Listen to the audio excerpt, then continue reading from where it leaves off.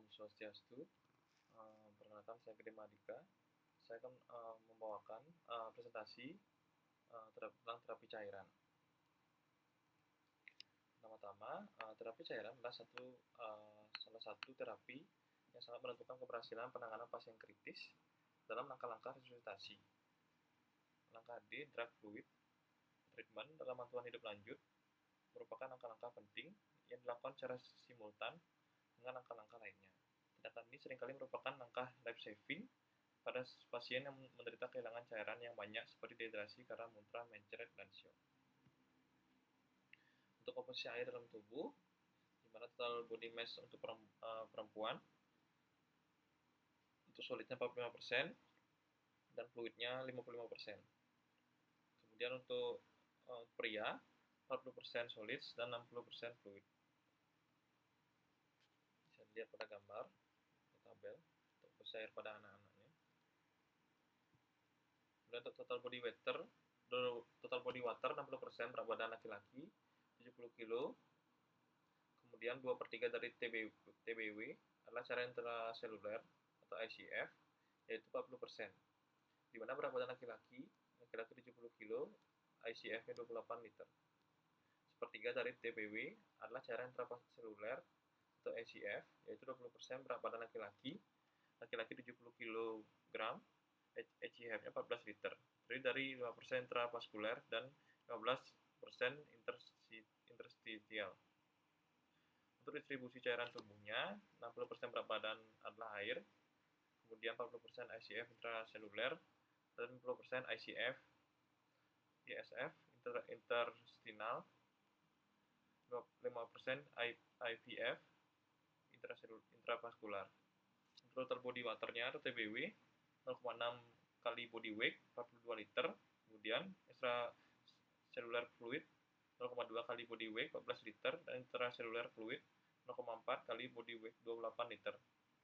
Kemudian interstitial fluid 3/4 of ICF 10,5 liter, dan plasmanya 3,5 liter. Untuk posisi elektrolit tubuhnya, di mana NaCl-nya Na-nya plus 152 dan Cl-nya 113. Kemudian untuk non-elektrolitesnya, Na-nya 143 dan HCO3 27 dan Cl-nya 117. Di sini terdapat posisi elektrolit tubuhnya, yaitu blood plasma, dan interstitial fluid, dan intracellular fluidnya. Untuk K+-nya 157 dan PO4-nya 113, di mana protein 74 dan Na-nya 14 dan Mg2-nya 26. Untuk berat intraseluler dan ekstraselulernya dibagi menjadi intravaskuler dan interstitial. Untuk natriumnya bisa dilihat pada tabel 23, kaliumnya 39,1, kalsiumnya 40,1, magnesiumnya 24,3, kloridanya 35,5, dan bikarbonatnya 61,0, di mana fosfatnya 31,0. Untuk intraselulernya, natriumnya 10, kaliumnya 140, kalsiumnya kurang dari 1, magnesiumnya 50, kloridanya 4, bikarbonatnya 10, dan fosfatnya 75, dan proteinnya 16. Untuk natrium intravaskulernya 145, kaliumnya 4, kalsiumnya 3, magnesiumnya 2, kloridanya 105, bikarbonatnya 24, fosfatnya 2, dan protein 7. Dan interstitialnya, natriumnya 142, kaliumnya 4, kalsiumnya 3, magnesiumnya 2, kloridanya 110, bikarbonatnya 28, fosfatnya 2, dan proteinnya 2. Untuk variasi dalam cairan dibagi menjadi umur dan kelamin. Untuk preterm 90 ml per kilo, kemudian untuk anak-anak 80 ml per kilo, untuk dewasa pria 70 sampai 75 ml per kilo, untuk dewasa wanita 60 sampai 65 ml per kilo. Di mana kegemukan volume air berdasarkan ideal body weight.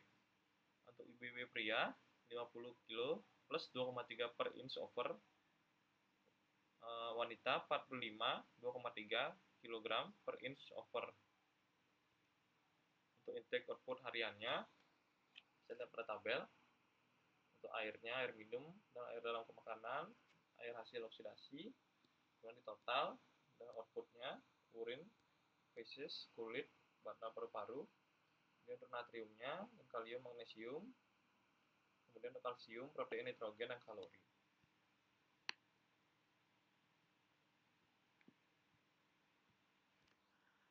Untuk tujuan terapi cairan, mengganti cairan yang hilang, mengganti kehilangan cairan yang sedang berlangsung, mencukupi kebutuhan per hari, mengatasi syok, mengoreksi dehidrasi, dan mengatasi kelainan akibat terapi lain.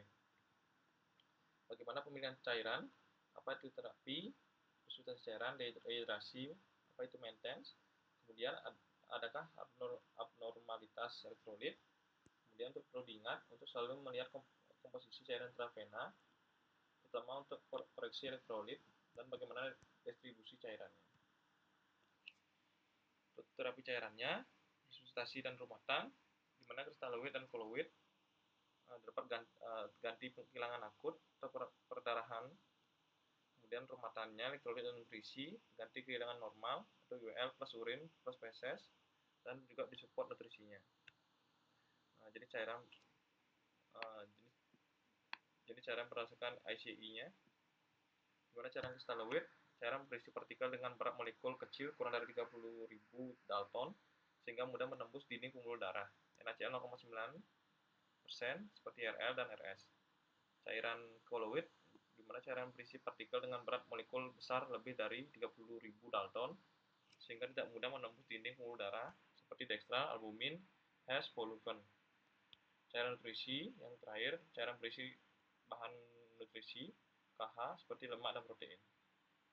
Sifat-sifat cairannya, isotonisnya bisa dapat ringan rafinat, contohnya ringan asetat, aman lewat vena dan perifer, kemudian hipotonis, osmolitas kurang dari 28 osmol per liter, contohnya NaCl 0,45%, kemudian hipertonis, osmolalitasnya lebih dari 28,5 osmol per liter, dibagi dua yaitu hipertonis sedang, di mana 400-90% mol osmol, yaitu dextrol 10%, KN Mg3, RD tribuit triofusin 500, aminovel, aminofusin, dan amiparen, di mana aminosterilnya masih aman lewat vena perifer dan hipertonis tinggi.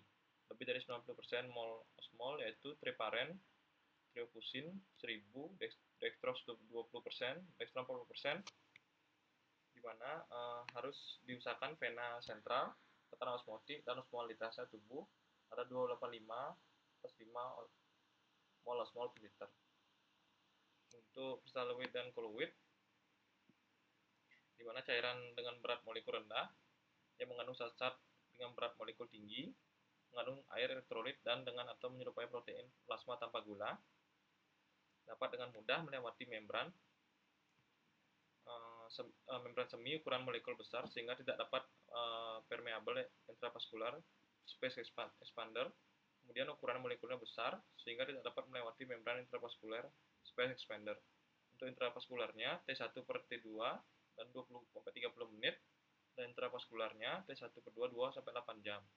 Kemudian untuk mengurangi tekanan osmotiknya koloid plasma, dan untuk koloidnya menjaga tekanan osmotik koloid plasma. Untuk kristaloidnya perfusi kaliper buruk dan koloidnya perfusi kaliper baik.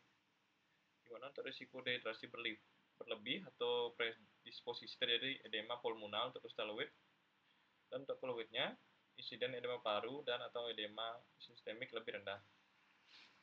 Untuk reaksi anafilaktik minimal, dan untuk koloidnya risiko reaksi panentetik lebih tinggi. Untuk kristaloid harganya lebih murah dan koloid harganya lebih mahal. Untuk kristaloid lebih banyak tersedia dan mudah didapat dan penyimpanan mudah serta dapat ditoleransi dengan baik oleh pasien. Untuk koloidnya lebih sulit didapat. Berikutlah contohnya, di mana koloid RL, NS, dan D5, di mana di plasma, interstitial fluid, dan intracellular fluid. Itu contohnya, ringan lagnat, dapat 50%, sharing. Nah, contoh aminofluid 50 ml, 500 ml. Ikut cara pemasangannya. Terapi cairan perioperatif Terdapat terapi cairan prabedah, terapi cairan selama pembedahan, terapi cairan pasca bedah. Cairan prabedah pemeliharaan tujuannya untuk mengganti cairan dan kalori yang dialami pasien prabedah akibat puasa fasilitas vena terbuka, bahkan untuk koreksi defisit akibat hipovolemik atau dehidrasi.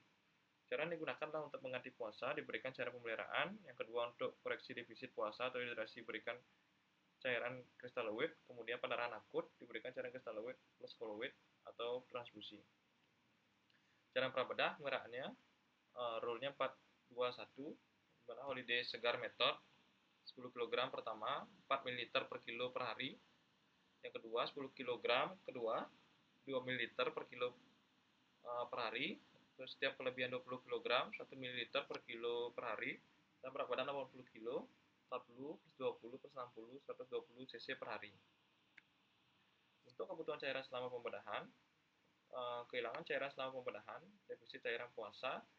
Kemudian untuk kebutuhan cairan selama pembedahan, penggantian cairan karena pendarahan, bisa kristaloid atau koloid atau transfusi darah. Dan kristaloid 3:1, koloid 1:1. Third space loss-nya 468 rule 2-4 ml per kilo per hari. Kemudian 4-6 ml per kilo per hari untuk moderate sugary, dan 6-8 ml per kilo berat badan per hari untuk major prosedur. Kemudian untuk koreksi pendarahan selama operasi, dewasa pendarahan lebih dari 20% dari perkiraan volume darah, transfusi, pendarahan kurang dari 20% dari perkiraan volume darah, berikan kristaloid sebanyak 2-3 kali jumlah pendarahan atau koloid yang jumlahnya sama dengan perkiraan jumlah pendarahan atau campuran kristaloid plus koloid. Kemudian bayi dan anak, pendarahan lebih dari 10% dari perkiraan volume darah, yaitu transfusi. Kemudian kurang dari 10% dari perkiraan volume darah, berikan kristaloid sebanyak 2-3 kali jumlah pendarahan atau koloid yang jumlah sama dengan perkiraan jumlah pendarahan atau campuran kristaloid plus koloidnya.